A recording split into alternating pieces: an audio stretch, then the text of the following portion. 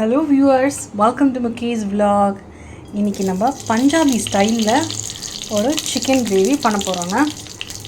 அதுக்கு ஃபஸ்ட்டு நான் ஒரு டேபிள் ஸ்பூன் ஆஃப் கீ விட்டுருக்கேங்க. இது கூட பார்த்திங்கன்னா ஜீரகம் ஒரு ஸ்பூனுக்கு போட்டுக்கோங்க. அண்ட் தென் ஆனியன்ஸுங்க, இதெல்லாம் கொஞ்சம் சாட்டே பண்ணிப்போம். ஒரு 2-3 ஸ்டேர் கொடுத்துருக்கேங்க. கீ ஃப்ளேவர் ரொம்ப அமேசிங்காக தூக்கலாக இருக்குது. இது கூடவே உங்களுக்கு காரத்துக்கு ஏற்ற மாதிரி க்ரீன் சில்லிஸ் நம்ம ஆட் பண்ணிக்கிறோம். நான் 2 போட்டிருக்கேங்க. பட் நிறைய காரம் சாப்பிட்றவங்க நிறைய கூட போட்டுக்கலாம். ஜிஞ்சரும் கார்லிக்கும் ஃப்ரெஷ்ஷாக வச்சுருக்கீங்க அப்படின்னா ஃப்ரெஷ்ஷாக பீல் பண்ணி போட்டிங்கன்னா அது டிஃப்ரெண்ட் ஃப்ளேவர் கொடுக்கும். பட் நான் யூஸ்வலாக பேஸ்ட் வச்சுருக்கிறதுனால ஜிஞ்சர் கார்லிக் பேஸ்ட் போட்டிருக்கேங்க. அண்ட் ஒரு டொமேட்டோ, இது கூட ஒரு ஹேண்ட்ஃபுல் ஆஃப் கொரியாண்டர்.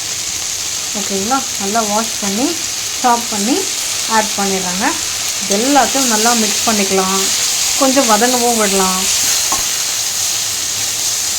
ஓரளவுக்கு நல்லா சால்ட் ஆகிடுச்சுங்க. இதை நம்ம ஆற விட்டுட்டு மிக்ஸி ஜாரில் நல்லா ஒரு ஃபைன் பேஸ்ட்டாகவே பண்ணி கொண்டு வந்துடலாம். நெக்ஸ்ட்டு இந்த சேம் பேனுங்க நம்ம இப்போ கிரேவிக்கு ரெடியான விஷயங்கள் பண்ண போகிறோம். கொஞ்சமாக கீ விட்டுக்கிறேங்க. உங்களுக்கு பிடிச்ச ஸ்பைஸ், என்ன அவைலபிள் ஸ்பைஸ் வீட்டில் இருக்கோ அதை ஆட் பண்ணிக்கலாம்.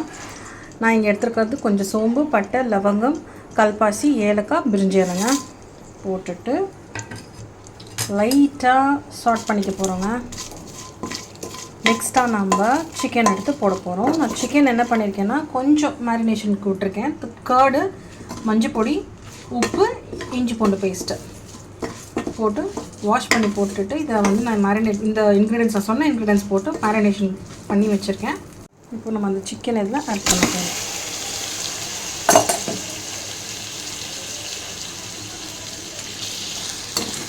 நல்லா ஸ்டேர் பண்ணிக்கலாங்க.